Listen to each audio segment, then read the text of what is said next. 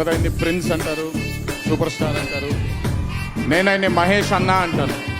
మహేష్ అన్న గురించి నేను ఆయన స్థాయి గురించి ఒక నటుడిగా, ఆయన స్టామినా ఒక హీరోగా చాలా అందంగా ఉంటారు ఆయన. ఆ విషయం ఇవన్నీ మాట్లాడను. బట్ మీ అందరి సమక్షంలో ఒక మాట చెప్పాలి.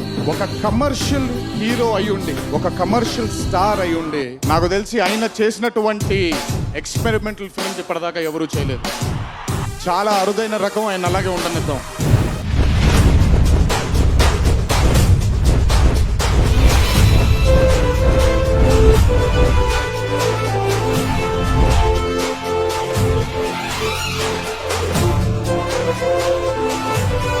నేను ఒకసారి ఏమన్నా సినిమా కమిట్ అయ్యి స్టోరీ ఒప్పుకొని చేస్తే దానికి ప్రాణం పెట్టేస్తాను. ఇప్పుడు నాకు నా డైరెక్టర్ దేవునితో సమానం. అది నమ్మినందుకే ఒక అతడు వచ్చింది, ఒక పోకిరి వచ్చింది, ఒక శ్రీమంతుడు వచ్చింది, ఒక ఒకడు వచ్చింది.